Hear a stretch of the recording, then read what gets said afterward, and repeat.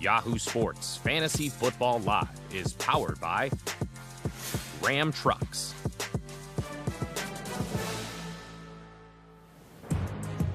I cannot believe I am saying this, but it is week 6 already.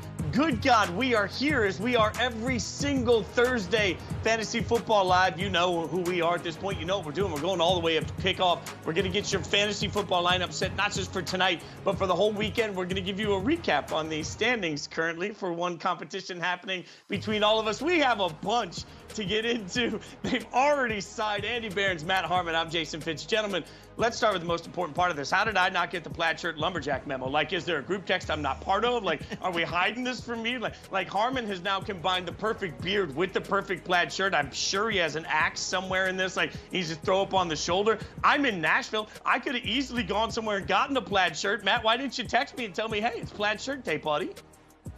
Dude, you're lucky I'm ever talking to you again after that DJ Moore nonsense from last week, honestly. So, yeah, listen, you're lucky again that we're even communicating with you, because I am still very sad, very hurt, and very offended by what happened with this contest last week. And frankly, I'm not excited to talk about it later. So I'll at least take your compliments for now. That'll do. Was Fitz not declaring this contest rigged just like 7 days ago? Was I not on that show? Did that not happen? I can neither confirm nor deny any accusations. All I can tell you is that it is rare. I like to call certain games in the NFL a beer game. And what I mean by a beer game is about halfway through the game, you're no longer paying attention. You put your feet up, you're having a beer. You know your team's got it won. That rarely happens. In fantasy football, it particularly rarely happens. I'm telling y'all, after Thursday night, when I not only got my prop bet, but also had DJ Moore playing, I didn't even pay attention to the standings after that. I knew I whooped both your asses combined. We will get into that. By the way, you guys can get involved in the show. You know how to do it. The hashtag AskFFL. We're going to take a bunch of your questions. We'll get you all the expertise you need. I might even chime in now if I'm feeling. Whoo, whoo. I will promise you this, though. The last time I won, I pulled out the fiddle and played We Are the Champions. I've decided to handle it with grace. I'm just going to talk my talk today. You're really handling it with grace right now. You're really handling it with a lot of grace. Oh, acting like he's been there before.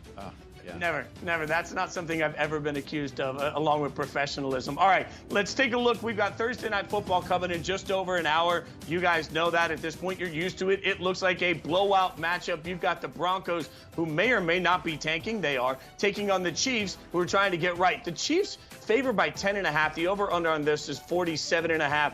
Lot to get into with this one, but guys, I do really look at this like we all talk about survivor pools and things like that. At the beginning of the year, the concept was bet against Arizona, you'll be fine. Harmon, I'm not sure at this point it isn't just bet against the Broncos and you'll be fine, because the Broncos look like an abject disaster. Yeah, the beautiful part about the Broncos coming into this year is last year, right, they have this great defense with Giro Evero, just cooking things up on that side of the ball despite the Nate Hackett disaster and Russell Wilson disaster on the other side. Like, Russell Wilson's been fine this year. I wouldn't say he's back to the old Russ, but he's been fine. You know, Sean Payton's kind of fixed things over there, but then at the same time, the defense is completely falling apart. Like, it's this beautiful disaster where things have tipped on the other side of the seesaw. So, yeah, I'm with you, man. Like, I'm pretty much. And look, Sean Payton made it, put a target on his back, right? He made himself a very unlikable figure with everything he said about Nate Hackett, whether it was true or not. You just don't say it. And then you lose to Nate Hackett. You're losing all the way around. It's pretty rough times in Denver right now. So let's pull up the inactives, the actives, so everybody gets the latest in injury news. This is obviously all eyes on Travis Kelce. He is active in this game. In fact, it looks across the board like everybody's active on this. So let's get a little bit of a mindset on what to watch. I just want to say this with Kelce. We have to go back to week 1, right? And let's remember what the Chiefs offense looked like in week 1 with no Travis Kelce. Even if Travis Kelce's a shell of himself, we're at that weird spot, y'all, where I feel like 10% of Travis Kelce is better than 100% of anybody else that the Chiefs have. I mean, at this point, there was a collective gasp from everybody when he goes down with the ankle injury. It looks like it could be bad, but if I'm the Chiefs, I sort of have this moment here where, yeah, I want him on the field because certainly you need him there to win. But more importantly, I need this mini bye that they're going to get. Getting a week and a half off, because I don't know without Kelce in this offense how good it can be. I've got a couple of Chiefs on my bench that I selected before the season started thinking, okay, there's got to be some way to get good out of some receivers, but Guys, like Andy, I don't think there's anything good out of the Chiefs offensively other than Travis Kelce. Well, I don't know that I could talk you into anybody specifically, but if there is one person that I would give you a little pitch on, it's probably Rashee Rice. He is somewhat quietly actually second on this team in targets right now with 24. He's seen at least 5 targets in 4 games this season, has a pair of touchdowns on the year. Also had a couple of near touchdowns against Chicago, so this could really be a pretty special season in progress. He also happens to have as many red zone targets as Travis Kelce, which is like tied for 7th in the league, so that's kind of wild as well. His ADOT isn't everything that we'd want it to be. It's like 5.6, not what you'd expect from like a 6'2" receiver with good speed, crazy leaping ability, all that. But you know, he's lined up in the slot on like 2/3 of his snaps. He's seeing some volume, at least when he's on the field. He's had some nice improv moments with Patrick Mahomes this year. So, I don't know, maybe Kansas City adds receiving help at the deadline. That's a possibility. But right now, it looks like Rice is the number 2. And if he just starts playing a little bit more, because, again, often he's only on the field like 20 snaps. If he just sees a little bit more playing time, I think there's really something here. So, Matt, take the other side of this. Is there anybody you can start in Denver? I mean, we're going to have to pick this game later as part of our primetime props. Is there anybody you feel good about in Denver now? Nope. You could tell that these two guys got into our show doc first because they took the 2 Chiefs points. I was like, well, I'm not going to sit here and also tell you that Isaiah Pacheco is a really good running back or something like that. So I'll be the one to take on the burden of talking about the Denver Broncos. Like I said at the top, the defense is a disaster, right? Typically, we think about these teams that are just constantly having to throw the ball and in the catch-up situations that there's some at least fantasy juice to squeeze out of garbage time, but there hasn't really been because there's just the ball's getting spread out way too much between all of these receivers who are super overrated anyways. Like, none of these guys are needle movers. We've been talking about them for 2 years. I've been telling you they've been overrated for 2 years. I like Marvin Mims, but he's even more drastically not playing enough like Rashee Rice is. And then the backfield's all split up. Javonte's injured, coming back from the injury. Jaleel McLaughlin's got some juice, but he's not really playing enough. So unless Greg Dulcich breaks out fits in his first game back off IR, no, there's nobody you can play in Denver. Well, I had to ask the question. You had to give the honest answer. All right, we're going to bring in the noise, bring in the funk, and most importantly, we're going to bring you the props. So we're going to get you something that we like from the prop action of tonight's matchup. Andy, let's start with you. What's a prop out there that you like? Yeah, give me the Isaiah Pacheco anytime touchdown. He's reached the end zone in each of his last 3 games. He's on pace for an 1,100-yard rushing season. He's handled at least 17 touches in 3 straight. And obviously the Denver defense, as we've said many times, has been just objectively hilarious. The most fantasy points allowed to running backs, the most total yardage, most rushing yardage allowed to RBs, the most like 12 touchdowns allowed already to opposing backs. Denver has somehow already allowed 938 rushing yards on the season. That's just wild. So if the Pacheco anytime TD doesn't break my prop losing streak, I may have to step away from this segment entirely. Oh, no, because we need somebody to troll through it. I, as a winner in the props, yet again, I'm going to give you one. I'll stick with Pacheco, but I'm going to take a different angle on Pacheco, and it's the over on 11.5 receiving yards. I don't know what Vegas is thinking on this. Sometimes you look at a number and you're like, what am I missing? He's already hit over 11.5 is something he's done in half the game so far this season. But also when you just look at the way this game is likely to play out, all he's got to do is get a couple of catches out of the backfield. That seems like it's pretty easy to do. All you got to do is get a screen or 2 here or there, and not knowing what Kelce's going to look like in the offense, not knowing, frankly, how much they can rely on him, they're going to rely more on Pacheco, even out of the backfield. So 11.5 receiving yards to me feels like I'm stealing candy from a baby, which during the month of October feels really offensive for Halloween. But that's, the fat kid in me coming out. Matt, since we've already given you some glorious Chiefs, you can tell he's right. We did get into the prep doc sooner. We'll take all the Chiefs. Now, what are you going to give us? Well, I'm not going to go with any Broncos here. That would be a little too risky, taking the under on these guys just because we might get some garbage time here. But I will stick with the Kansas City Chiefs. I will move away from Isaiah Pacheco and you guys just taking the cheap performances here. I'll go with Rashee Rice, who Andy talked about earlier. He's been standing out to me as well. He's only run a route on like 29% of the dropbacks here so far, but I think he can still clear 29.5 receiving yards in this game. For as much problems as Denver has as a run defense, as you guys guys have outlined, they're not that much better as a pass defense, especially to players that are lining up out in the slot. Like you mentioned, Andy, he's been primarily a slot receiver, has Rashee Rice, but dude, I think we could get him taking some snaps on the outside away from these wind sprinters like MVS and Sky Moore. Like, what's Sky Moore doing playing outside receiver, man? Andy, you could have gotten me up on the blower. Not Andy Reid, not Andy Behrens. Andy, you call me anytime you want to. I'm not saying I'm going to pick up, but Andy, I would have picked up for you and told you Sky Moore can't play outside receiver. We could maybe get Rashee Rice doing it. I think he can get, 30 yards in this game. He's making plays after the catch. Give me a break. By the way, the Chiefs are so stinking good that I think at some point Andy Reid could just call random analysts and be like, hey, give me a play. What do you want me to do this week? Run it and still win. I'm just saying that's the way it goes. Okay, those are some props. And you're right, I'm risk averse. I like taking the easy ones that always win. I just can't help that about myself. I'm on one tonight. I apologize, America. All right, let's take a look now at our fantasy game changers for this week, powered by Ram Trucks. You know the drill. I'm going to give you a word that we associate with Ram Trucks, and you're going to give me a word, that player that associates with that word. Andy, let's go. I like this one. Luxury. Yeah, Raheem Mostert is a luxury running back. There's really no question about it. He's actually the overall RB2 on the season right at this moment, thanks to a ridiculous, 8 touchdowns through 5 games so far. He is just yet another of Miami's offensive track stars. Mostert and the Dolphins are facing Carolina this week in a game that is not likely to be competitive for very long. That obviously sets up really well for the run game. Carolina is allowing almost 5 yards per carry on the season, over 140 rushing yards per game. And, Devon Etienne was placed on IR this week, so Mostert, again, firmly back atop the backfield hierarchy here. He's going to see a ton of work in this one, at least while it's competitive. I expect him to find the end zone at least once.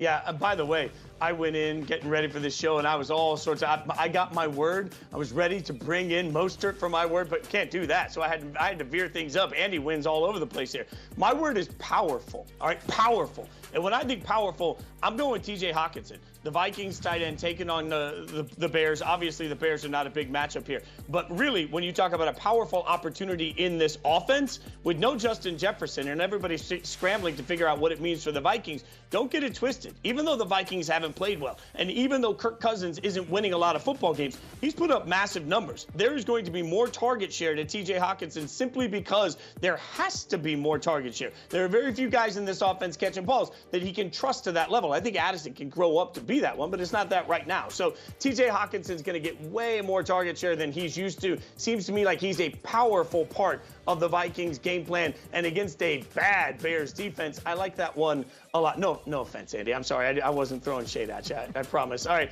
Matt. The Bears are back.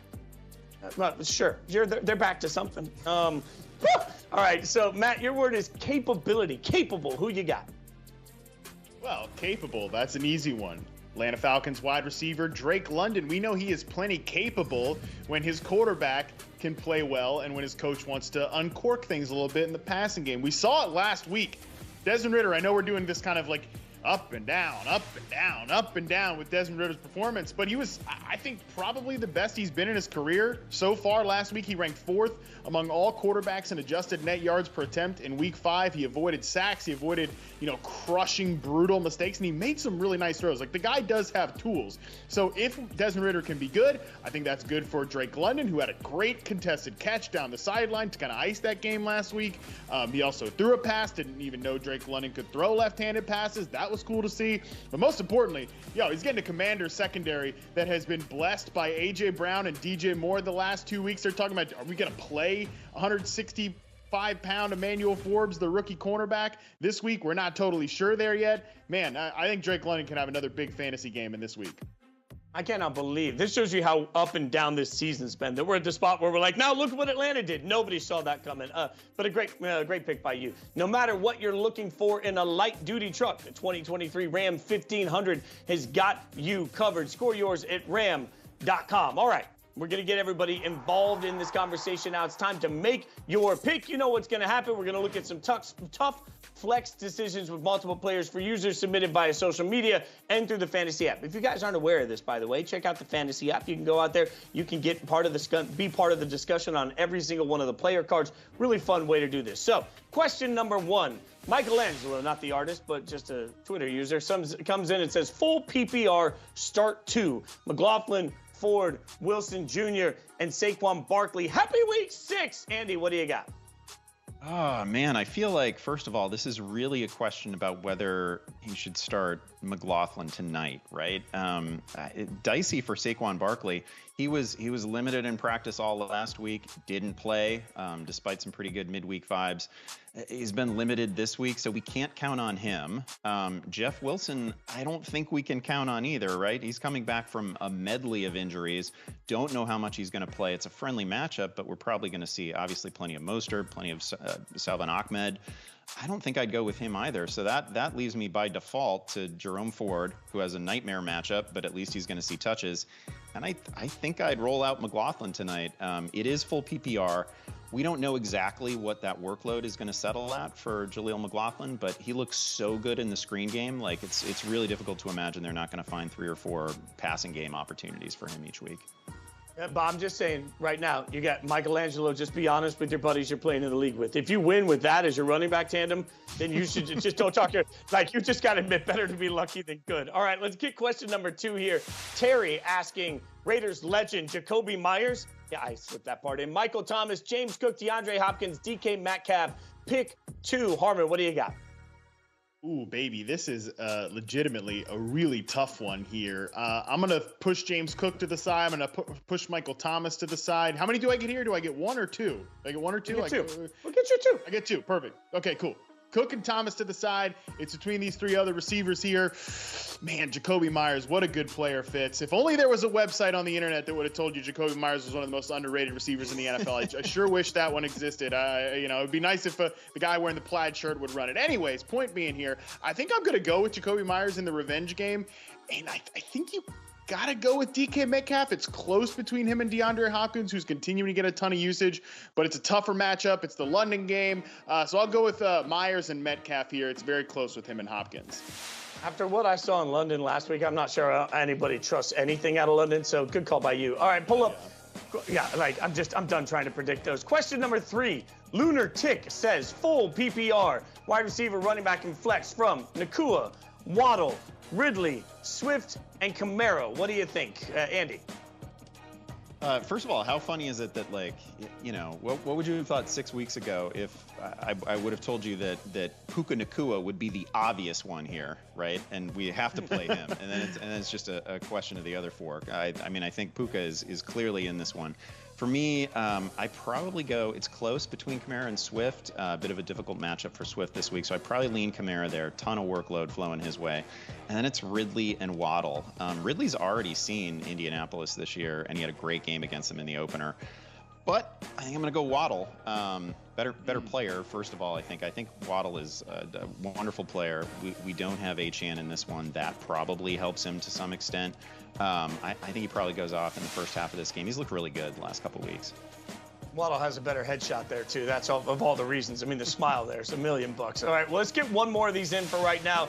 Carl saying 5 for 2 flex spots. Deebo Samuel, Jordan Addison, Amari DiMarcardo, Jahmyr Gibbs, Jameson Williams. Standard scoring. What do you got, Harmon?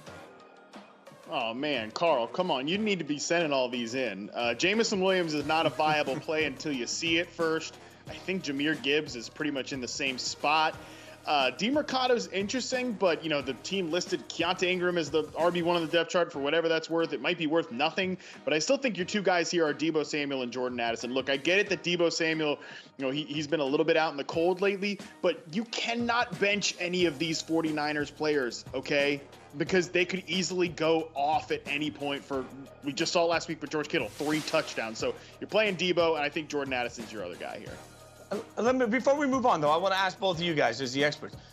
Why is it with San Francisco? Because so often when we see, okay, you got a bunch of guys, any guy could go off, that becomes a hesitation for taking a player. Is there not some hesitation? So you never know if it's going to be Deebo, if it's going to be Ayuk, if it's going to be Christian McCaffrey. Can you really trust, Andy, all 3 of them every week?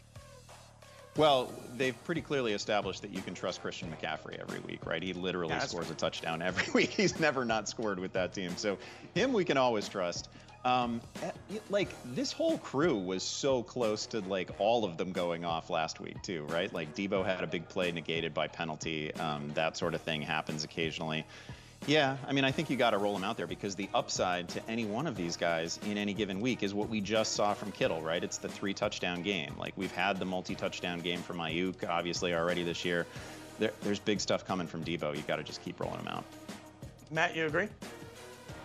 Yeah, look, I mean, I think Ayuk is an every week guy at this point. I think all these guys are every week plays just because, again, you want to win your week, okay? Like, and I get consistency is so overrated in fantasy. Like, you should be able to live with these ups and downs because every player has ups and downs. Like, Andy and I talk about this on the podcast all the time. Outside of, like, I mean, shoot, even like Justin Jefferson is capable of having a slow game. We saw it a little bit last year in his legendary performance. Maybe like Cooper Kupp 2021 is the only guy who never had any down games. Other than that, there's going to be peaks and valleys, but in this offense, in this ecosystem, and frankly, the same thing is true in the Eagles offense too. We've seen that as well. The peaks are just all the way up here. Like, Debo will win you a week all on his own. So chasing that level of peak as opposed to just a normal offense's level of peak will be worth the strife every single week. Speaking of peak, Travis Etienne peaked week 5, 34.4 fantasy points. We're going to check in with what you guys had to say about it in a moment. But Austin Eckler had this to say about the Jags running back on this week's Eckler's Edge. Check it out. The first 4 weeks I really see as, you know, like late September, early October is kind of like you're getting your feet underneath you. Like, what type of team do we have? Where are we having success with? Who's playing at a high level? What's working? What's not? And maybe that's what it is. Maybe it was just getting a feel for how this season is going to play out for them offensively. There could have been some just mismatches where it actually benefited with Travis, in this game. And he could have just popped off this game, and it was maybe one of those where it was like a one-time thing, and now maybe they're struggling again. The thing is, we don't know. Obviously, they have some type of expectation for them to be able to lean on him in their offense. Obviously, he had 30 touches. When you have that many touches, you get that volume. I mean, that's a good guy to have on your fantasy over time if they're going to continue to lean on him. And he better have those types of games, right? He's got to be able to pop off and have games like that if they're going to be giving him the ball that many times. And so I think it was just a matter of time. I'm sure we'll see more of that in the future as their offense starts to click a little bit more.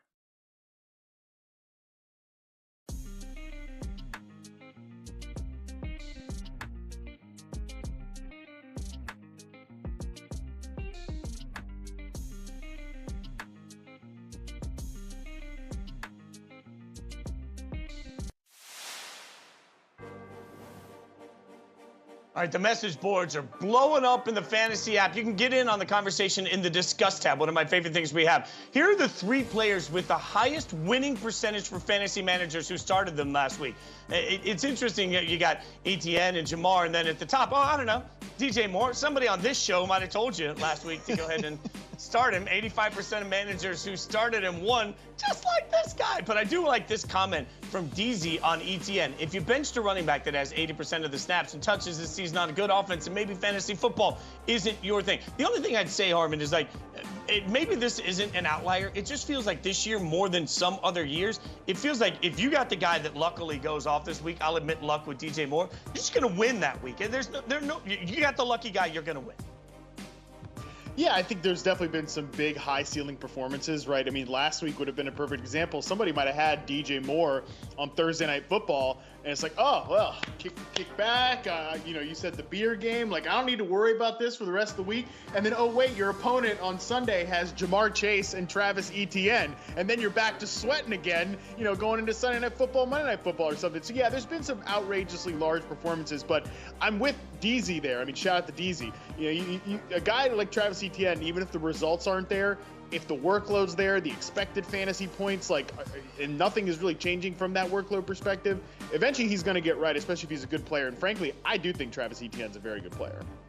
Yeah, I don't disagree with any of that. It is still London. I can't figure any of that out. I need you guys to help me to figure out next man up, because we've got injuries stacking up around the league and trying to figure out, because these injuries are to key fantasy producers. We've lost Jefferson, as I mentioned earlier, Etienne to injured reserve, Anthony Richardson not around. Andy, when I say next man up to you, what's a name that comes to mind for you as somebody you think can step up?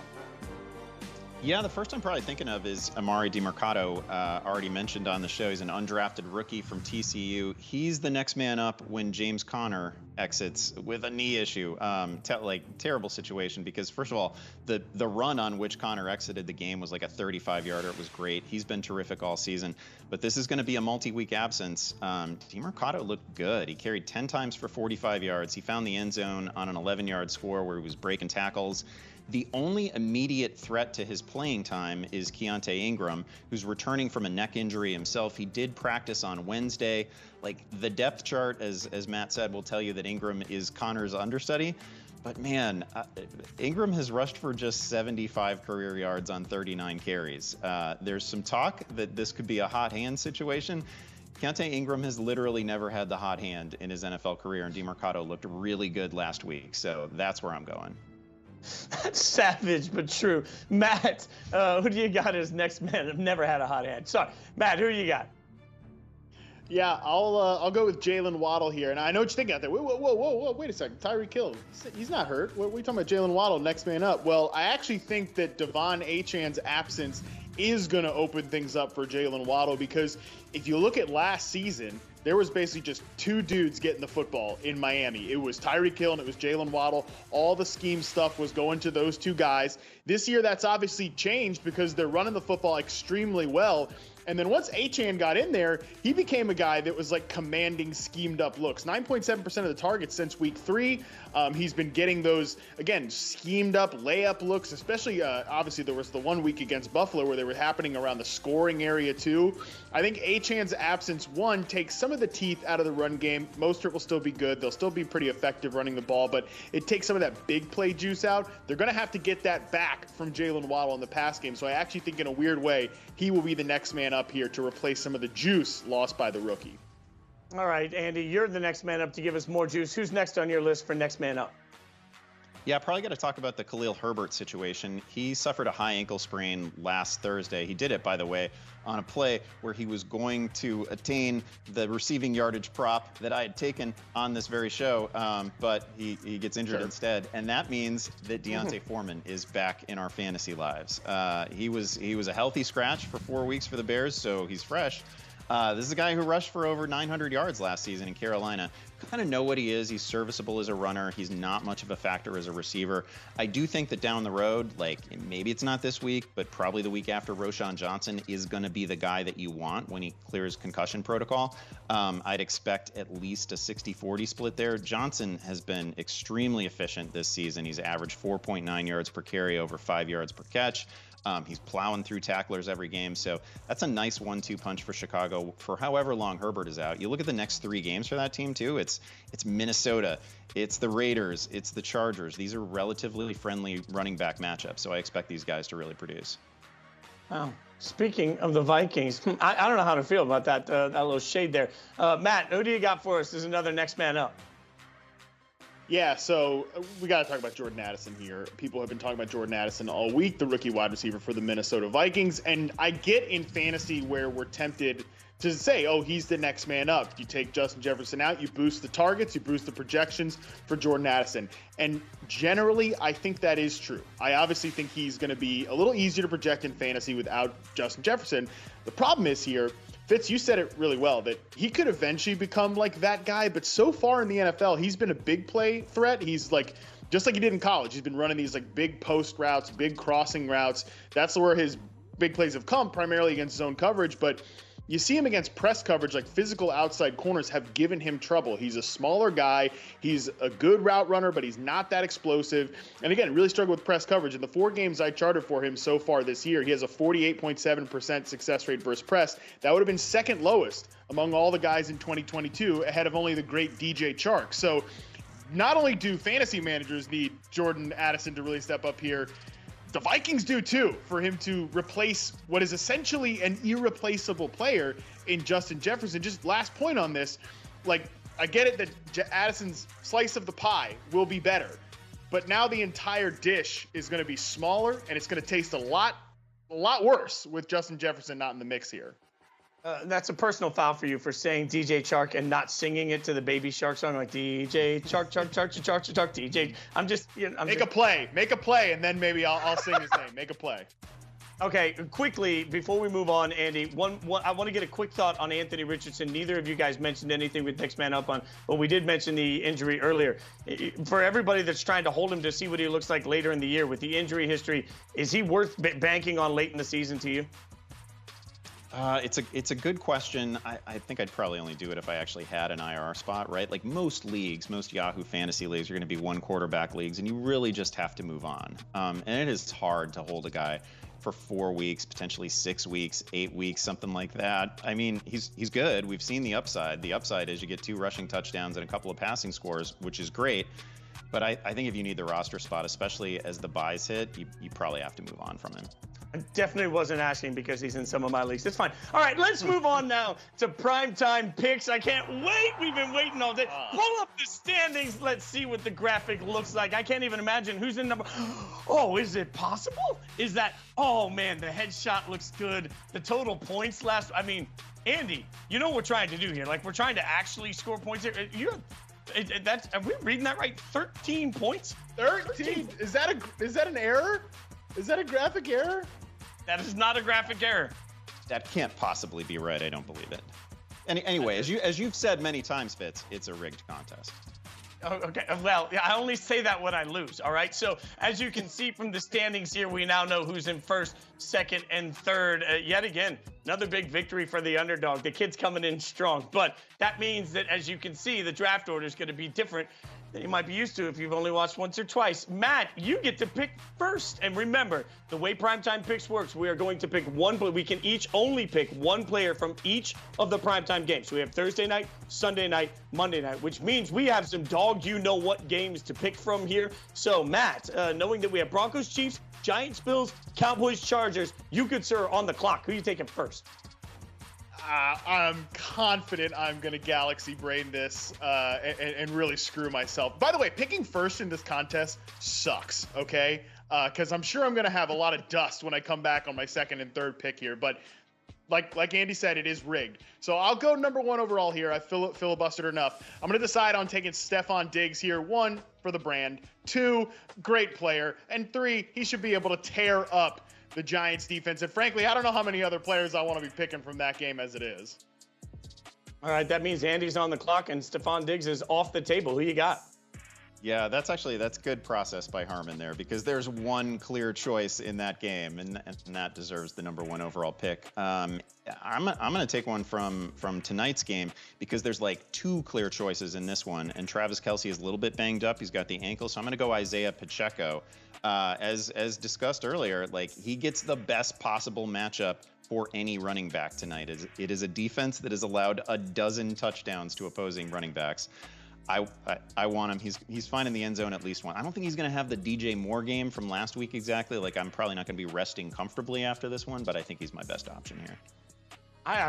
Both of you guys have made stellar picks here, and that makes my job a little difficult, but I get 2 picks in a row now because of the snake draft style. So I'm going to start maybe with a little bit of homer love for Yahoo Sports. Obviously, we played him earlier, Eckler's edge. Austin Eckler expected to be back in this game, and the only way I'm going to have any chance is if he's back and he's back to 100% of who he can be. We just saw the Cardinals a couple of weeks ago run all over the Cowboys. I'm going to hope that that's like a sign of something to happen, and that Harmon, who's on that show with him, isn't making that face because he knows something I don't know, because this could turn into an ugly, ugly week for me if Eckler doesn't play. And in the spirit of this, let's just make it a theme. I'll come around the bend and I will give you Kelce. Like, maybe it's the all-injury team right now, but there's only one other clear-cut person that I look at this and say, okay, this one makes sense to me. I will go with Kelce here and hope that the love and caring of Taylor Swift being in the building will be enough for that ankle to feel better. And all of a sudden, haters going to hate all the way to his, 40 points tonight. So that gets us through my 2 picks. Andy, you're now back on the board. Yeah, I literally don't want anyone other than Diggs in that Buffalo Giants game, and I want everyone who's playing in the Chargers Cowboys game. So give me Tony Pollard here. I think it's a get right week for him, for the entire Cowboys offense. Really, he hasn't been bad this season. I know people are complaining a little bit, but he hasn't been bad at all. He also leads all running backs in red zone carries inside the 10-yard line, carries inside the 5-yard line. Like that dam has got to break at some point. He's got to find the end zone. I think it happens in this one. All right, and that brings us back to the top of the order. Andy, Matt, you now have 2 straight picks. I'm trying to skip Matt here. You have 2 straight picks. Yeah, please don't skip me. Listen, this is what sucks about this game. Having the first overall pick is not as cool as having 2 picks in the top 4. This is totally rigged for Fitz. I want to know who he's got in his pocket. Anyways, I'll go ahead and take CeeDee Lamb here. They're struggling to get him the football. I think they can get him the football against the Chargers defense that's rather unserious. Not quite as unserious as Denver, but pretty unserious. And that brings us back, unfortunately, to Thursday Night Football. And I knew I galaxy brained myself here. And there's quite literally, like you guys are talking about, no one from Sunday Night Football. At least there's like Gabe Davis. I'd kill for Gabe Davis now over one of these guys from this Thursday night game. I guess I'll go Javonte Williams here. He is the starting running back for the Denver Broncos. Theoretically, yeah, fits his face, says it all. I'm such a jackass. I said at the top of the show, there's nobody you can play in Denver, and now I'm going to go ahead and play somebody from Denver in this contest. So I just get nervous when it's 3 receivers, so I'll take 1 running back here, and God help me, it's Javonte Williams. Oh, Andy, you're on the clock. Let's see if it goes easier for you. Yeah, Harmon exposing himself as a fraud again. That's my favorite thing about this contest to date. I'm gonna go ahead and take Gabe Davis. I can take someone from that game. He's got touchdowns in 4 straight games. He gave us 100 yards last week. You know, he's a roller coaster ride of a player normally, but he's on a nice little streak right now, and I do not believe that the Giants can stop it. That, unfortunately, I may have miscalculated a little bit here because I'm left with not much out of this game. I don't trust anybody from the Giants at all. Like, nobody from the Giants. So now I'll have to take up the scrap heap from the Bills. So I'll go with James Cook. I don't know that I feel wildly confident about going with James Cook, but I have now swung. Like, this is all for me rolling the dice on injury. The only chance I'm going to have is if 2 guys are they're playing like there's not a single injury amongst the crowd. You guys, by the way, can chime in. We post these. You can let us know who you think's going to win, how you think it's going to go, and I'll let you guys know most weeks you're as wrong as we are. Just for the record, the number of times I walk away and I feel terrible about my roster, those are the weeks I usually do pretty well. So Harmon, if Harmon wins, is he allowed to complain about picking first again ever? I just asking yes. for. Okay. Yes, absolutely. Okay. All right, that's fine. I can't stop the complaints, but I can move us along. Those are your primetime picks. Now, each week, Sal Vetri offers up unique fantasy advice here on the show. So let's check in with Sal's 7 key findings from this week, which includes the following.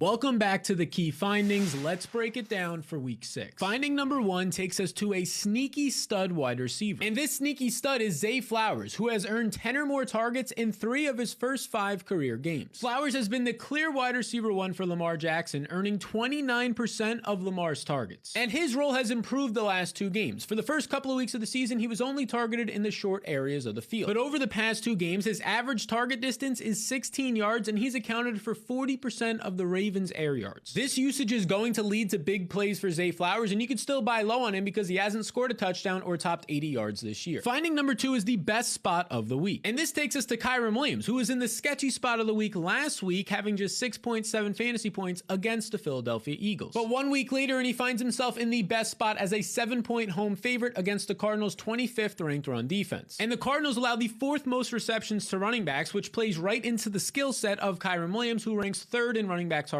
this year. Finding number 3 takes us to the sketchy spot of the week. And this sketchy spot is for Breece Hall, who just had 194 total yards on 25 touches. This season, Hall ranks 2nd amongst all players, averaging 7.2 yards per touch, but now he's in a sketchy spot against the Eagles' number 1 defensive line. This unit just held Kyren Williams to 57 scoreless yards on 15 touches last week. And despite losing key pieces this offseason, the Eagles' defense ranks 2nd in stopping the run. This week, Breece Hall and the Jets are 7-point underdogs against Philadelphia, which is going to now lead to less rush attempts. And it should also lead to more snaps for Michael Carter, who ran 22% more routes than Breece Hall last week and commanded 100% of the 2-minute offense work. Finding number 4 takes us to a player who is trending up. And this player is Isaiah Pacheco, who over the last 2 weeks has seen 60% of the snaps and 70% of the rush attempts for the Chiefs. This has been the best 2-game usage stretch of his career, and it's led to 20 opportunities per game. Now, the downside for Pacheco is he's still not seeing the receiving game work, as it's Jerick McKinnon seeing the 2-minute offense snaps and Pacheco still running about 30 to 35% of the routes. So what we're basically getting is the Brian Robinson or Dameon Pierce role, but it's in a better offense that is going to get to the red zone more. And now here's one key piece of information. His matchups the next 3 weeks are fantastic. In week 6, he faces the Broncos' dead last defense. In week 7, he'll take on the Chargers' bottom 5 run defense. And then in week 8, he faces the Broncos yet again. Finding number 5 is a player who is trending down. And this player is James Cook, who has seen some concerning usage the past 2 weeks. In week 4, Latavius Murray saw more passing game usage, running more routes and seeing more targets than James Cook. And then in week 5, despite Buffalo trailing for most of the game, Cook only saw 38% of the clear passing down snaps. Here's the deal. Latavius Murray and Damian Harris have been more involved the past 2 weeks, totaling 48% of the team's snaps. Right now, James Cook is a hold, but if he has a big week and a good matchup against the Giants in week 6, look to trade him for a more stable asset. Key finding number 6 is the pickup in play of the week. And this would be the Chargers tight end Gerald Everett, who is coming off of the bye and finds himself in a favorable spot. He has 2 things going his way. 1, Mike Williams is out for the rest of the season, and 2, Donald Parham is trending to miss this game. Everett has played just 46% of the snaps in 3 games that Donald Parham started and finished. But when Parham left early in week 4, Everett ran a season-high 59% of the routes and was more involved in the red zone. Now, very quietly, Gerald Everett is top 12 in tight end efficiency this season, and that's on limited routes. Those should only increase if Parham is out. Finding number 7 is something to watch. And this would be Jameson Williams' usage for the Detroit Lions. Look, his week 5 debut started off rough. He dropped his first target of the game that would have went for 15 or more yards and a first down, and then his second target was a negative 3-yard screen pass. This is bad production, but the underlying usage was surprisingly good. Jameson Williams ran 50% of the routes, 3rd most on the team, and only 3 routes behind the wide receiver leader, Khalif Raymond, which means Jameson Williams is battling Marvin Jones on the outside for a starting spot, and in this game, he played more than Marvin Jones in the second half. Now, through 5 games this season, believe it or not, the Lions have the number 1 graded offense, and Jared Goff is number 2 in deep ball accuracy. This pairs well with Jameson Williams' skill set. If you still can, add him or buy low on him before he faces the Bucs' bottom 10 secondary. These have been the 7 key findings for week 6, and all you have to do now is take this information, grab it, and dominate your league mates.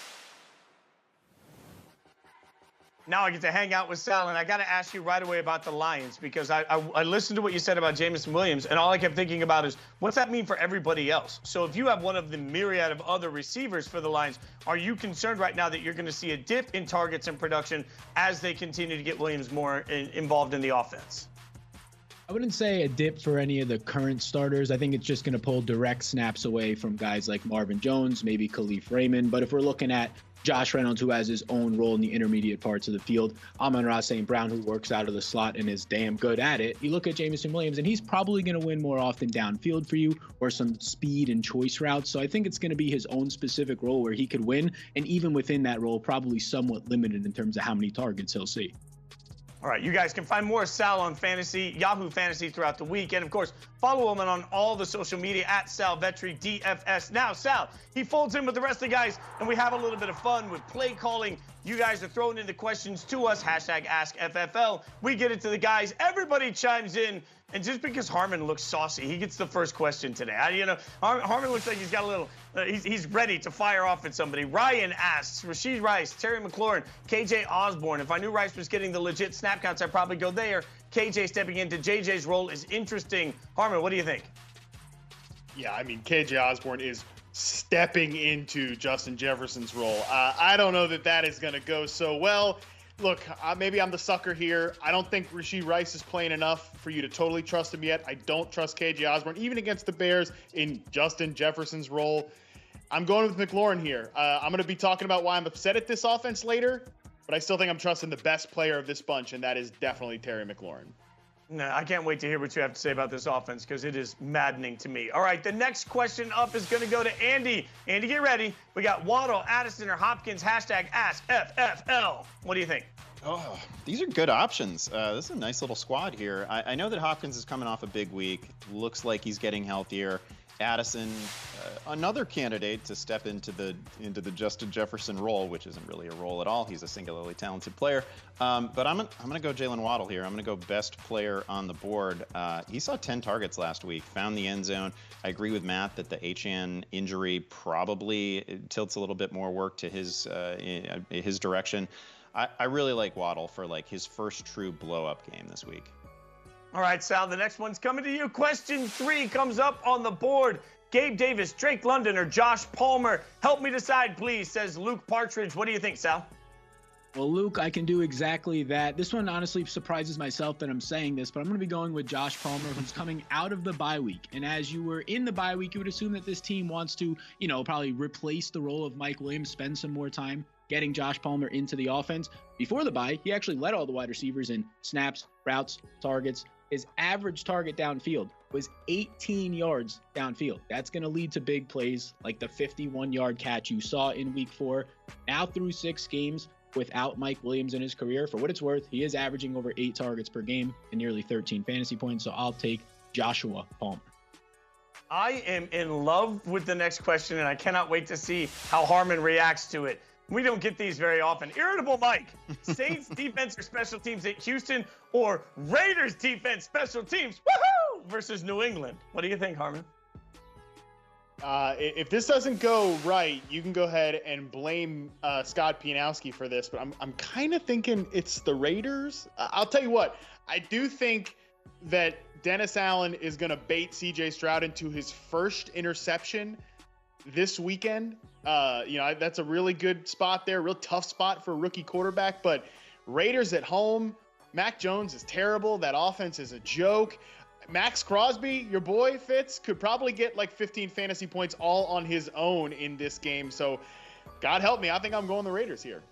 Oh, God help you. It doesn't feel good. I'm nervous now. Sal, God help you. You get the last one. We're gonna bring one more of these up for Sal. Sharko says Curtis Samuel or Cortland Sutton. What do you think, Sal? Yeah, so when you think about these players, you might think, Cortland Sutton, he's like a key piece of his offense. He's probably been more productive this season. Wrong. Curtis Samuel actually has more yards than Cortland Sutton this year on just 4 less routes run the entire season. You're seeing Jerry Jeudy get healthier, stealing target share away from Sutton. You're actually seeing Curtis Samuel in some situations play over Jahan Dotson. So I'll take Curtis Samuel, who is going to be coming off of back-to-back 18-point fantasy days. All right, we're just getting started. If you missed out on the Powerball jackpot last night, like all of us did because we're here, where TJ Hernandez is going to join the show with some DFS values to help things right, make things right on Sunday. Stick around. Keep hanging out with us.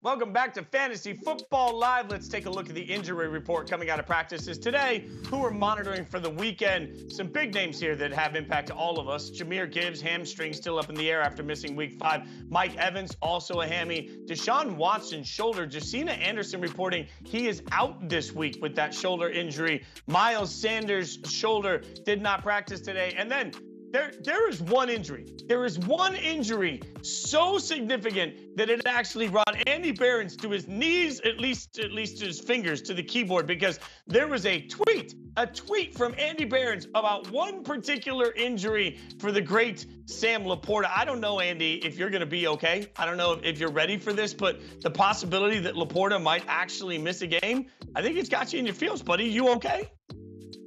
I am keeping a list of everybody who doubted Sam Laporta's Cavs, and you are on it now. No, I'm not okay. I'm very much not okay.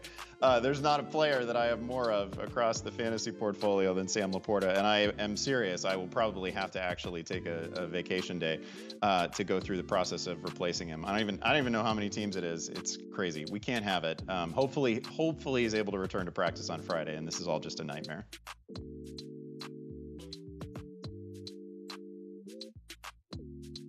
Hey Matt, what do you think about Mike Evans this week? He's obviously been fantastic this season. He's coming off the bye. We think he's at least back at practice. We think he's going to be good to go.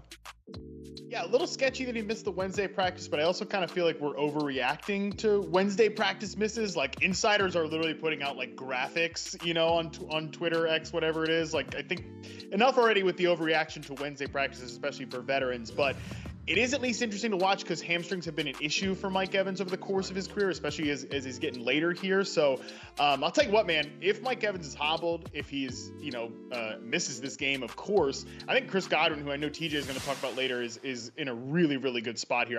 I used him as one of my conviction picks for this week. I think Godwin is like a must start this week.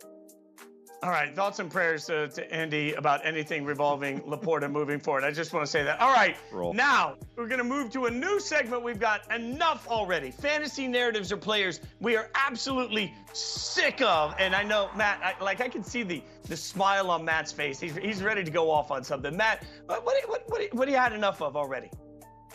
Okay, I'll start positive here for my first one. I'll go negative a little bit later. Enough already with these people saying that the Colts don't have enough weapons, okay? This is a big talking point with all of the rookie quarterbacks like, oh, CJ Stroud, he doesn't have enough weapons down there in Houston. I get it that none of you watched Nico Collins' film before this year, but like, come on, you're embarrassing yourselves now. We've seen that that's a pretty good situation. Dude, same thing in Indianapolis as well. Michael Pittman is a really good receiver, and critically, these guys are getting a big-time breakout from rookie wide receiver Josh Downs, who with Gardner Minshew, 30.4% target share for Michael Pittman, 25.3% for Josh Downs. They're both getting the ball underneath, but Josh Downs, dude, he is so good. He gets underneath targets, but he can get those downfield targets too. He wins outside of his frame. He reminds me an awful lot of Tyler Lockett. If you know me, you know I'm not throwing that word around lightly, a Tyler Lockett comparison. I love this guy. He's always open. The running backs also, I think they've got a nice tandem down there now with Zach Moss and Jonathan Taylor. Like, enough already with saying the Colts don't have weapons. This is a pretty good and talented young offense. Now, how about Zach Moss going off right as Jonathan Taylor gets paid? All right, Andy, what are you saying enough already for? Well, I've seen quite enough Lamar Jackson criticism, both in my own mentions and on the shouty face morning talk shows, right? Like, I can't believe people are worried about Lamar Jackson. I can't believe anybody's disappointed in him. If you can seriously watch last week's game against Pittsburgh and tell me that was on Lamar, I just don't even know what to tell you. Ravens receivers dropped officially, I think it was 7 passes in the game, including multiple touchdowns. Rashad Bateman had a brutal touchdown drop. Aguilar dropped a potential TD on which he could probably still be running. Mark Andrews couldn't really haul anything in. Lamar could have easily had a 300-plus yard day. Instead, it may have been, I don't know, the greatest 0 touchdown, 1 interception, sub 60% completion percentage game that I have ever seen. He was fantastic. He is absolutely bouncing back this week against a friendly Tennessee pass defense, a defense that allows over 8 yards per attempt. There's never a bad time to start Lamar Jackson. Oh, by the way, he's on pace for over 900 rushing yards this year. He's got 4 rushing touchdowns. He is just objectively great. Somebody on this show may have given the Ravens a harsh grade today on Zero Blitz, which you can check out on Yahoo Sports in the app and YouTube. But it was really about the whole offense, not about I can't defend myself. Matt, give me something else you got enough already on. Yo, enough already with the Eric Bieniemy offense. I think this has been sneakily one of the most disappointing new coach transfer situations here. Like, Washington's offense, and look, Ron Rivera obviously just threw Scott Turner under the bus. He's promoted Scott Turner in the past, That's great, but that was clearly like I got to fire somebody after a disappointing season. We're going to go ahead and fire this guy. Yeah, it's definitely all Scott Turner's fault that they brought in Carson Wentz last year. This offense has underperformed so far. I know Sam Howell's looked decent at times, and he's a young quarterback. I get that, but look, Terry McLaurin leads this team right now with a 16% target share. That's a joke, all right? And I like Curtis Samuel. I like Logan Thomas, and obviously I like Jahan Dotson, but those guys should be your featured pieces. We're having De'Ami Brown mixed in here. We're having Jamison Crowder in the year 2023 run routes against the Bears. You know, Byron Pringle because he used to play for the Chiefs. Like, that is embarrassing stuff, okay? You have a talented wide receiver trio. Unless there's injuries, and I know McLaurin had the toe in the preseason, and Dotson had a little ankle thing going on. So if that's the reason, hey, Eric Bieniemy, I apologize. That's fine. But that should be your featured piece here. This isn't the Chiefs offense. Good coaches revolve their scheme around personnel, and that is not what's going on in Washington right now. And oh, by the way, like, maybe let's mix up the protection scheme so that Sam Howell is not on pace to take 99 sacks. I know some of it is Sam Howell's fault, but it's not all his fault if he's on pace to take 99 freaking sacks. I love, like, some people take you to church with their monologues. You just took us to Hot Take Heaven. That was amazing work. Harmon's Hot Take Heaven is going to be a new segment on that. I love it. Every ounce of it. All right. Speaking of, while you catch your breath for a second, each week we take a deep dive in special guests from around the fantasy community. Matt and TJ Hernandez of 4 for 4 are breaking down some DFS values for this week. Take it away, gentlemen. All right, TJ, I'm still trying to collect myself after how upset I got about this Washington offense, but I know it's going to be hard to follow up that heat you just brought. We're going to try to cool it down a little bit with some DFS. Yeah, definitely. DFS always gets the people completely cool. Nobody ever gets upset about this whole thing. So let's definitely take a level-headed approach to this process here. You're going to unveil some really good value picks for this week. I'm excited to hear it. Let's start at the quarterback position. Yeah, Trevor Lawrence at $26 against the Colts. This is 4 for 4's top value of the week at the quarterback position. This game is setting up really nicely for a lot of players on both sides. You mentioned Josh Downs. I think both passing games in this game are ones we should be targeting. This is the only game on the main slate where both teams are top 10 in neutral pace, and Jacksonville's top 10 in passing rate over expectation. The matchup here for the Jaguars is especially enticing. The Colts are 27th against quarterbacks when we adjust for strength of schedule. One thing I really like about Trevor Lawrence, whether in DFS or in your redraft leagues, he is 8th in rushing yards among quarterbacks. So he does have a sneaky rushing floor. More rushing yards than Josh Allen this year. I know Josh Allen isn't running as much as we're used to, but people will blindly plug in Josh Allen for the rushing floor and not really put Trevor Lawrence on that same level. We have Lawrence projected as the QB3 on the main slate. He is the QB8 by salary. And again, going back to redraft, I don't know if people that have drafted him as a starter are resorting to benching him yet. He is the QB19 in points per game, but if you're thinking about it, I don't think this is the week to do it. But DFS-wise, easily the top value of quarterback. I like that call. Like, slowly but surely, brick by brick, I think they're getting all the pieces together there in Jacksonville, and we could see an eruption at any time. Hey, this running back you're about to talk about here, I kind of ended up not like proactively, but somehow ended up with a lot of Alexander Mattison this year. So tell me why I'm going to feel a little bit better about it this week.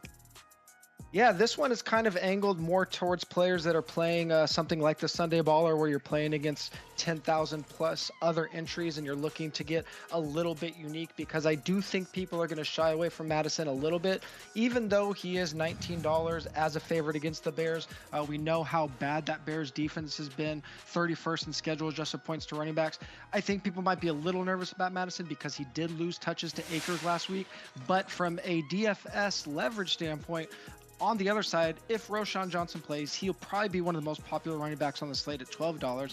Similarly, at almost the same salary, Joe Mixon at $18 is probably going to be right next to Roschon as the most popular running back on the slate. So you get a salary pivot off of Mixon with Mattison, and you get leverage in the same game off of Roschon. So we're kind of playing for the ceiling, hoping that the running back pie is a little bit bigger. With Justin Jefferson out, maybe the Vikings go a little more run heavy against a really bad run defense here. All right, this next one up here, this wide receiver, I tried to not steal your thunder on this one because Andy asked me about Mike Evans and the Chris Godwin thing a little earlier. So you tell the people why Chris Godwin is in a really nice spot here in Week 6. I think whether Mike Evans plays or not, Godwin is a great value. He's a start in redraft, and he's a DFS value. If Evans is out, obviously everybody's going to play Godwin at $16. He's going to be the number one guy there. But even if Evans is active, I think Godwin is a guy we should be targeting. When we see players with hamstrings like Evans had a couple weeks ago, they often miss 2 to 3 games. So we're like right at that 2-game mark with them coming off the bye. But even when they are active, usually a drop in about 15 to 20% of fantasy production. Evans, as you mentioned, DNP on Wednesday, maybe nothing to look at too hard, but limited practice on Thursday. We'll see how Friday goes. With Evans exiting early in Week 4, we saw Godwin get 37% of team targets, and now they're facing Detroit, who is arguably the biggest pass funnel in the league. They are number 1 against running backs when we adjust for strength of schedule, bottom 10 against quarterbacks and wide receivers. So Godwin is a smash at $16. If he gets to play alongside Evans, we might get him at a depressed roster rate. I like that, and I think Chris Godwin's starting to look a little bit better against man coverage after what we saw last season, so that's good to see with Chris Godwin. All right, talk to me about Evan Ingram. You talked about Trevor Lawrence. Why is the trickle-down going to come to his tight end position here? Yeah, I mean, we go to Lawrence, and that's the classic, our own old friend Rummy, the syrup over the pancakes. But if we're going to pick one of the pancakes, Evan Ingram here at $19. It's all these guys are kind of bunched together in salary. Evan Ingram's at 19, Ridley's at 17, Kirk is at 19. If we look at some other DFS sites, Ingram is way lower in salary. Here he is priced the same or higher than the other guys. So hopefully again, going back to those big tournaments, we might get him at a reduced rostered rate in a tournament like the Baller. And Ingram, one of 4 players over the last 4 weeks to see at least 8 targets in every single game. The other players in that group, Travis Kelce, Jamar Chase, are right up there, as well as his teammates. So double-digit Yahoo points just once, despite those 8+ targets in 4 straight game. He's 4-for-4's top value at his position. All right, I asked you for one deep pull for this week, and you unveiled a certain Texan, not my guy Nico Collins, but a different pass catcher here. Dalton Schultz at $11 against the Saints. This week is interesting because on Yahoo, a lot of times we'll get guys in this $10 to $12 range where we could kind of punt the position. We don't have a lot of obvious ones this week, but Schultz down at 11 does pop as a top 3 value at tight end of 4-for-4. Tank Dell, back-to-back, did not practice his in concussion protocol. With Dell leaving early last week, we saw a 31% target share go to Schultz. This equated to 10 targets. And if we look at 4-for-4's expected fantasy points model, he is similar to Kittle, more expected fantasy points than Kmet, just hasn't turned it into a big game yet. But if Dell is a no-go, I think a lot of people will be looking at Nico Collins, might be a little shy to pull the trigger on Schultz. So again, going back to those Yahoo tournaments, really like Schultz, hoping we get him at a reduced roster rate. All right, TJ, appreciate you, buddy. You all out there, if you're playing DFS and you're not following him at TJ Hernandez, and you're not listening to him on the DFS MVP, as the shirt says, you are doing it wrong. Good luck to you in Week 6, TJ. Appreciate it. Good luck, buddy. All right, Andy, I don't know how we top that, but we'll try. Fantasy face-off, this is the either-or. I'm going to give you a quarterback because we don't do a lot of quarterback talk around here. We're going to go to a quarterback, figure out if you like this quarterback or a different one. Matt Stafford is the quarterback that we're going to prop up here. Matt Stafford is the statue here. So Matt Stafford or Brock Purdy, who you got? It feels wrong at some level to pick against MVP candidate Brock Purdy, but this really sets up as a game against Cleveland where maybe he's only attempting like 19, 20 passes in this one. I want Matt Stafford here, and I have really talked myself into Stafford like for season-long purposes. Just traded for him in a Superflex league. Cooper Kupp is back. He looked great. Puka Nacua didn't go away. Stafford himself is averaging 40 pass attempts per week. He's facing the number 26 pass defense in the league this week in Arizona. It's a great spot for him. I'm gonna lean Stafford here. Shout out to Harmon, who's been saying for weeks that Cooper Kupp would not derail Puka Nacua. All right, so now let's go Matt Stafford or Jared Goff. This one's so close. It's old Rams quarterback versus current Rams quarterback.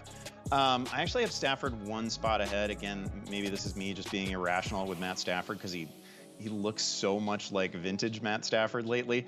I've got nothing bad to say about Goff. Both of them throwing to great receivers. Hard to go against the guy who gets to throw to Sam Laporta when he's healthy.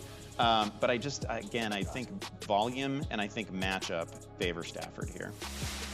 By the way, it's rare for two teams to win in a trade, and I think you could make the argument at this point that both the Rams and the Lions are happy with the trade and the way that went down. Matt Stafford versus Captain Kirk Cousins. Who you got?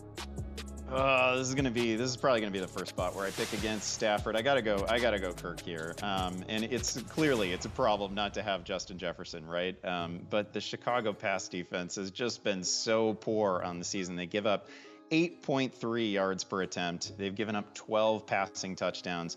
Huge weeks to such luminaries as Baker Mayfield, Jordan Love, Russell Wilson, Sam Howell, right? I think Kirk Cousins is next in this line. I think he has a 300-plus week. All right, and let's get one more in here. Matt Stafford or CJ Stroud, the phenomenon? Yeah, Stroud has obviously been fantastic. He hasn't yet thrown an interception, which is absolutely ridiculous. But he does have New Orleans this week. That's the league's number 4 pass defense. They actually have more interceptions so far on the season than touchdown passes allowed. This is as tough a spot as Stroud is really going to face. And I think I want, again, the matchup here so clearly favors Stafford. The talent of his receivers is pretty overwhelming. So this is going to be Stafford for me, too. All right, let's bring Harmon back in because I want to have a discussion about one of the biggest games that we have all weekend. We like to take a look at one particular game and some of the angles around it. This week, let's take a look at Chargers, obviously taking on the Cowboys. This is a big game for both teams, not just from a fantasy standpoint, but also from where their seasons are headed. Andy, what's on your mind with this game particularly? Well, the Chargers defense has really been sort of the get-right game fantasy-wise for a bunch of running backs this year. Josh Jacobs, Alexander Mattison, and I'm pretty sure this is going to be Tony Pollard week. You have a few days now to try to make a trade offer here. I think he's a buy low. I think he's just a great player who's been a minor disappointment to his managers. Hasn't reached the end zone since opening week. I keep hearing about it from people, but the yardage has generally been there. He's had at least 60 total yards each week, over 100 scrimmage yards a couple times. And then there's the other thing. He is just getting fed in the red zone. He is getting all those Zeke Elliott carries from last year. He leads all backs in red zone carries and carries inside the 10 and inside the 5. We are finally going to have the multiple touchdown game that you've been waiting for here. I think it happens this week against the Chargers. Yeah, and I think when we watch this game, too, there's a reminder, not just with Pollard, but with also CeeDee Lamb, who I know was earlier picked in our primetime players. But, like, Dallas is fine. Everybody wants Dallas to either be terrible or Dallas to be great. Like, everybody wants to have some huge Cowboys hot take. Getting your ass kicked by the 49ers is not foreign to most NFL teams. It's going to happen to a lot of teams across the spectrum throughout the course of the year. Losing to the Cardinals or playing the way they played against the Cardinals particularly, it sticks in people's minds. And, yeah, it's inexcusable, but it felt like they came out and laid an egg. That also happens to most teams. I don't know that we've seen anything yet from the Cowboys that suddenly has me jumping off ship or on ship for what Dallas is going to look like by the end of the year. What difference is Mike McCarthy going to make in the play calling? Well, his job was to try and cut down on the interceptions. What can you see right now? There's a little bit of hesitation in everything that they're doing offensively. Will that calm down over the course of the year? Yeah, I think so. Like, everybody's in a panic mode with the Chargers that they have on their fantasy football roster. I just feel like by week 8, by week 10, by week 12, the Cowboys are going to be just fine. And all this yelling and screaming about who the Cowboys are is just going to be wasted air. That's my take on this. Harmon, what do you got on this game? Yeah, I'll look at the Chargers side. As Austin Eckler told us on Eckler's Edge, he's 99% going to play in this game. I think we will probably see him back. And I'm very curious what his return does to this offense, Fitz, because I think it will obviously boost up the run game. They were historically rushing success rate in week 1. They were historically good in that metric. So I think he's obviously going to boost there. But the passing game role is interesting because I'm struggling to see if 3 things can be true. Can Austin Eckler get a really, really strong target share in this offense like we're used to? Can Keenan Allen remain the target hog of this offense?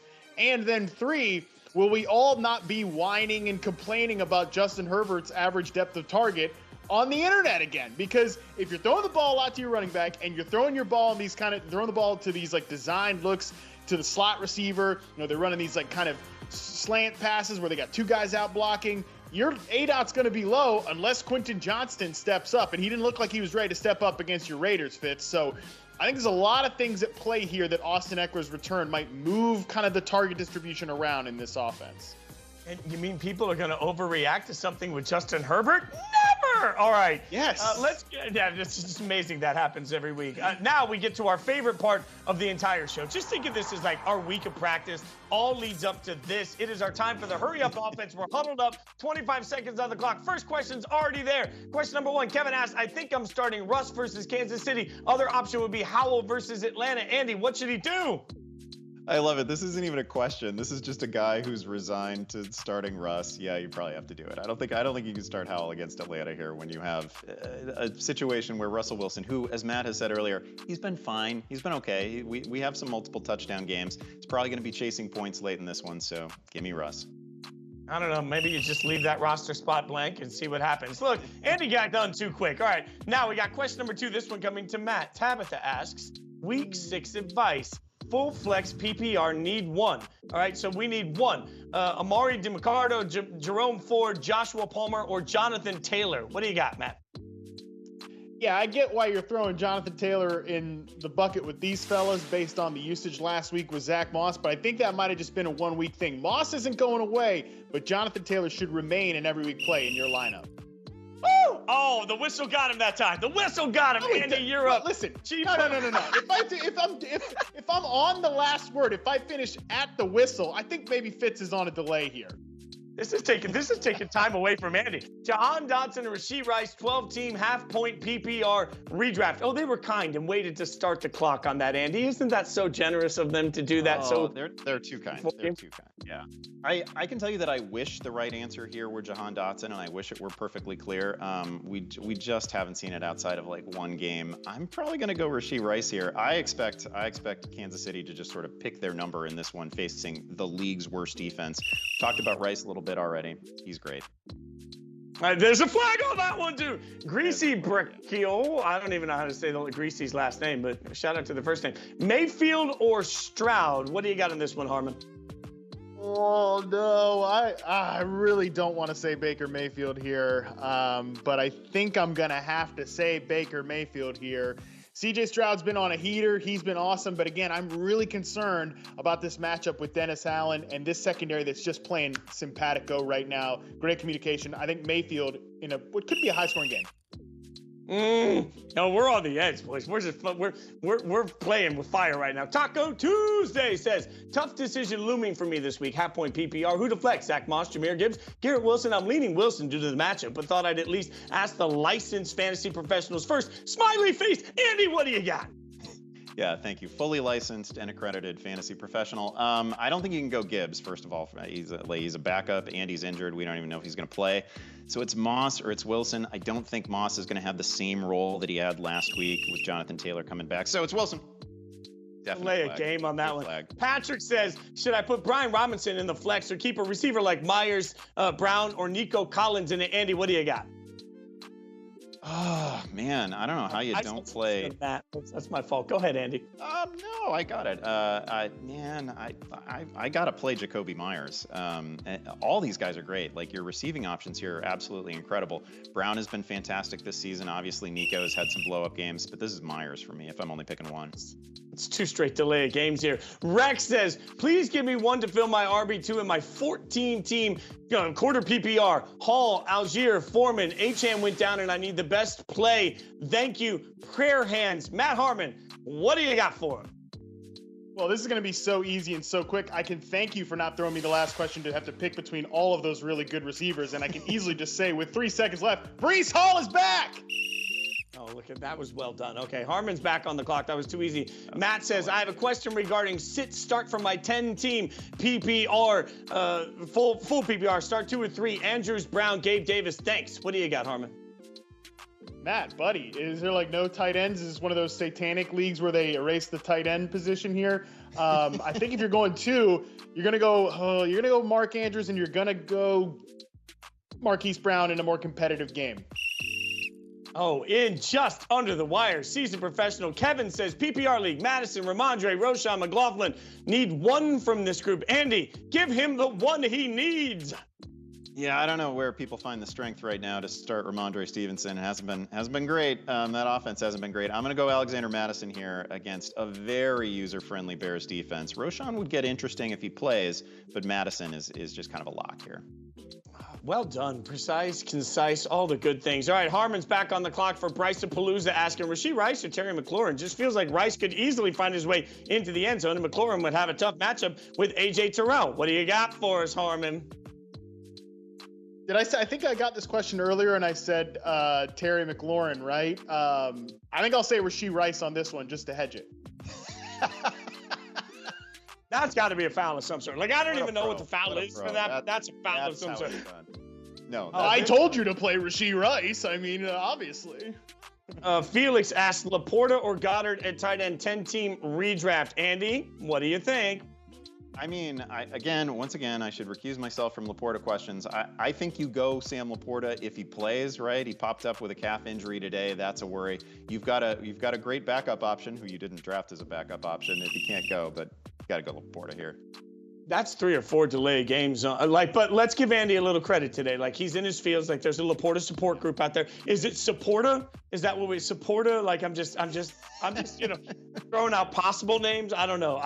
What I do know is that we always have a blast, and you guys can keep hitting us, obviously, on social media. #AskFFL. Get all the questions answered for the entire weekend. Join us every Thursday, 7 p.m. Eastern, 4 p.m. Pacific. Check out the whole library of podcasts, including the Yahoo Fantasy Football Show. We're out there in the Yahoo Sports app. If you've never checked it out, be sure you do. Great way to get involved in the conversation with everybody in Yahoo Fantasy as well. Check back in Sunday morning for the latest on player injuries, and our own Scott Pianowski will be answering your last-minute questions on social media at #AskFFL. Most importantly, the 3 of us will be trash talking all weekend long for our primetime picks. You can absolutely guarantee that. Good luck to all your teams in Week 6. Thanks for hanging out with us. For everybody behind the scenes that works their tails off, thanks for spending time with Fantasy Football Live. We'll see you next week.